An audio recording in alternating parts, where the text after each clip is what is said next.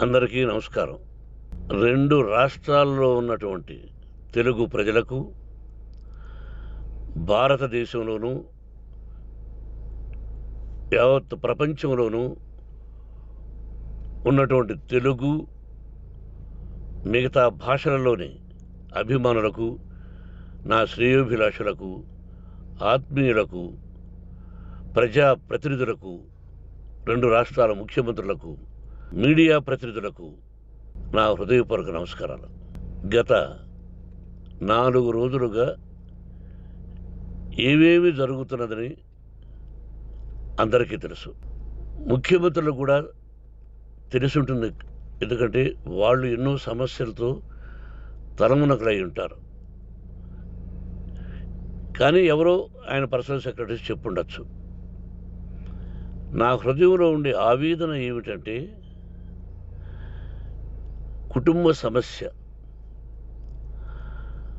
కుటుంబ సమస్యల్లో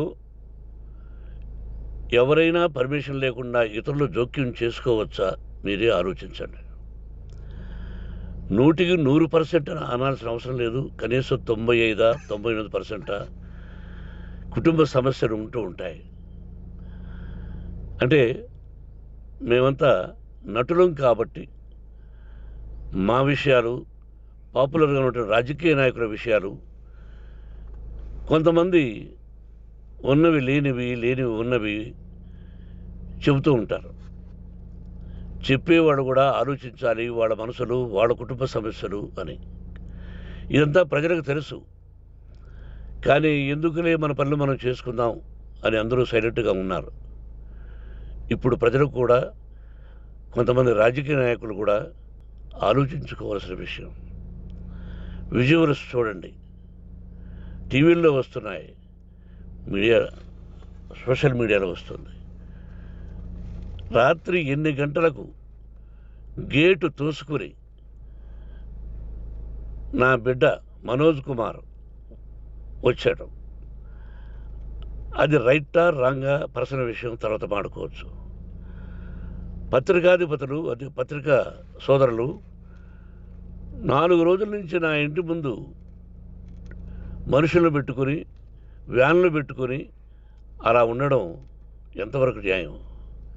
నేను అప్పటికీ బయట పోతున్నప్పుడు చెప్పాను, అందరికీ నమస్కారం అయ్యా, మీకు కుటుంబ సభ్యులు ఉన్నారు, దయచేసి నా సమస్యను నేనే పరిష్కరించుకుంటాను నా బిడ్డలతో, దీన్ని చిలవలు పలవలు చేయొద్దండి, దయచేసి నన్ను గౌరవించండి, నేను ప్రజలకు ఏం చేస్తున్నాను ఒక విద్య ద్వారా అనేది మీకు తెలుసు.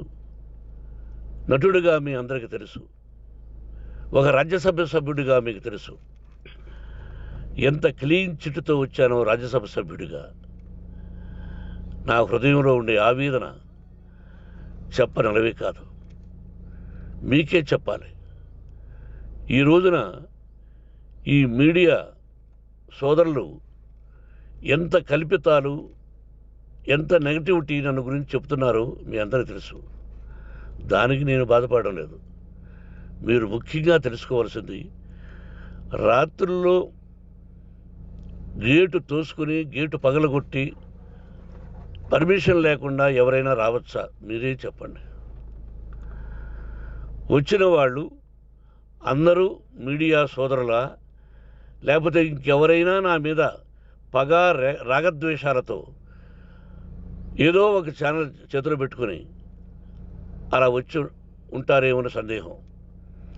కానీ వాళ్లను కొట్టాలని, తిట్టాలని మనసా వాచ దైవసాక్షిగా నేను అలా ఆలోచించేవాడిని కాదు. ఎందుకు? వాళ్ళు ఉద్యోగస్తులు, నేను కూడా ఉద్యోగస్తునే, అందరూ కూలివాళ్ళం. భగవంతుడు ఇస్తుంటాడు మనకు కూలి. ఎవరికి ఏమిటనేది ఆయన నిర్ణయిస్తాడు. ఇది మీ అందరికీ తెలుసు. వాళ్లకు నేను చెప్పినా వినకుండా ముందు నమస్కారం పెట్టాను. అయినా అతను నేను కొట్టామనే చెప్తున్నారు తప్ప, మైక్ తీసుకెళ్ళి నోట్లో పెట్టాము, నా కన్ను పోవలసింది. కన్ను పోయి ఉంటే అప్పుడు నేను కేసులు పెట్టాలి. నా కన్ను పోలేదు, కొంచెం తగిలింది కంటి కింద, నేనే ఎస్కేప్ అయ్యాను. లేకపోతే నా జీవితం గుడ్డిదయ్యేది. అతనికి తల కాదు చెంప మీద తగిలిందన్నారు. ఓకే, ఆ చీకట్లో ఎలా జరిగిందన్నది వాస్తవమే. మైకు లాక్కోవడం, వాడు నన్ను కేకలేయడం, ఆ దీనిలో ఘర్షణ జరిగింది. నేను కొట్టిన దెబ్బ అతనికి తగిలింది అన్నారు. దానికి హృదయపూర్వకంగా బాధపడుతున్నా. అతను నాకు తమ్ముడే. ఒక తల్లి బిడ్డలం కాకపోయినా I love them, I like them. అటువంటిది ఈ రోజుకి బాధపడుతున్నా నేను. అయ్యో, అతని భార్య ఎంత బాధపడుతుందో, అతని పిల్లలు ఎంత బాధపడుతున్నారో అని నేను ఆలోచిస్తున్నా. మరి నేనెంత ఆవేదనకు గురి హాస్పిటల్లో అయ్యానో. నటించింది సినిమాలో నటిస్తాను తప్ప నిజ జీవితంలో నటించాల్సిన అవసరం లేదు. నాకున్నది ఒకటి ధైర్యం, సాహసం. నీతిగా, న్యాయంగా, ధర్మంగా బ్రతకాలన్నది నా ఆలోచన. ఎందుకు కొట్టాలి?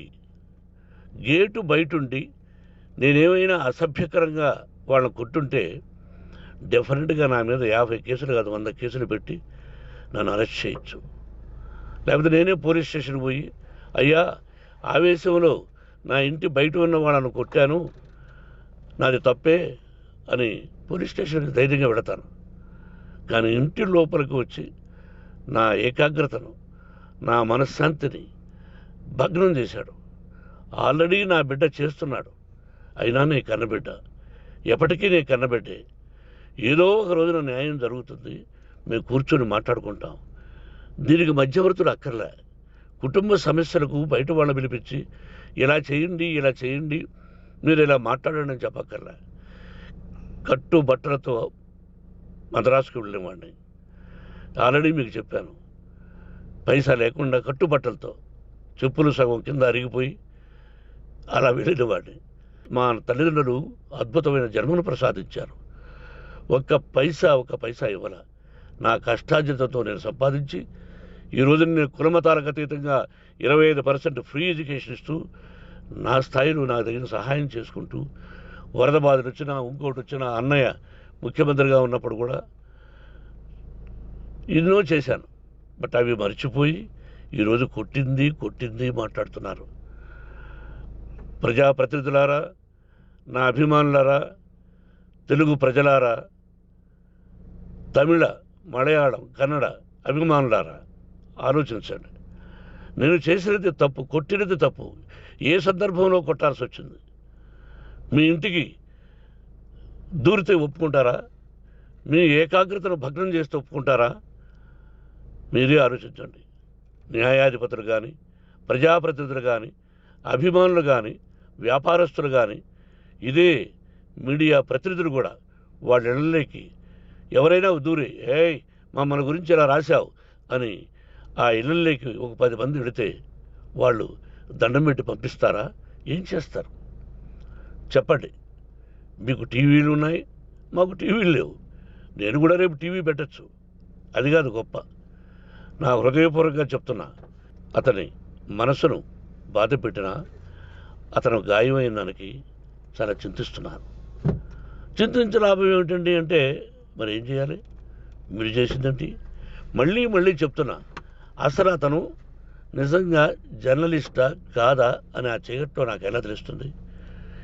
టీవీ 9 అని నాకు ఎలా తెలుస్తుంది? ఏదో ఒక కంటి మీదకి ఒక మైక్ వచ్చింది, దానికి అబక్కం లాక్కున్నాను. ఇది వాస్తవమే, అసత్యం కాదు. అది టీవీ 9, ఆ టీవీ 9 మైక్నే లాక్కోవాలి. అది ఏంటండి? నేనేమన్నా మూర్ఖుడినా? వాళ్ళందరూ నాకు కావలసిన వాళ్ళే. ఈ రోజున ఆ రజనీకాంత్, అతను కూడా ఎన్నో ఫోన్లు నేను చాలా సందర్భాల్లో మాట్లాడున్నాను. ఇట్స్ లైక్ మై సన్నా, లేకపోతే బ్రదరా, అలా ఉంటాం. మరి ఈ విషయంలో మాత్రం మీరు అందరూ అంటే మీరు చేసినది తప్పు అని మీరు ఒక్కరు అనలేదే. కానీ జర్నలిస్టు సోదరులు, ఒక ఆడపడుచు, దాదాపు ఒక 5-6 మంది ఆడపడుచులు, ఒక 5-6 మంది సోదరులు, వాళ్ళందరూ మాట్లాడారు. కొట్టడం తప్పైనా ఏ సందర్భంలో కొట్టవలసి వచ్చింది, ఇవన్నీ క్లియర్గా మాట్లాడారు. ఆయన్ని మీరు చెప్పరు. కాబట్టి పైన భగవంతుడు చూస్తున్నాడు. పోలీస్ అంటే నాకు ఇష్టం. ప్రజలను కాపాడవలసిన బాధ్యత వాళ్ళది, రక్షణ కల్పించవలసింది. నా విద్యాలయానికి కూడా ఐపీఎస్లు, ఐఏఎస్లు అయిన విద్యార్థులు ఉన్నారు. వాళ్ళకు న్యాయం, ధర్మం నేర్పించి పంపించాను నా ఇన్స్టిట్యూషన్లో. But they are perfect.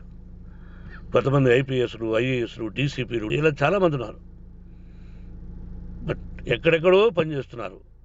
వాడు నా బిడ్డలు. మరి వాళ్ళు కూడా పోలీసు ఉద్యోగస్తులే కదా, న్యాయంగా ఉన్నారు కదా. కానీ ఇక్కడ మాత్రం ఏకపక్ష నిర్ణయం. ఏమి చేస్తున్నారో మీరే ప్రజలారా చూడండి, ఆలోచించండి. నేను న్యాయమా అన్యాయమా, నేను చేసింది న్యాయమా అన్యాయమా, మీరే ఆలోచించండి. నా ఇంటికి తలుపులు బద్దలు కొట్టి రావడం న్యాయమా, మీరే చెప్పండి.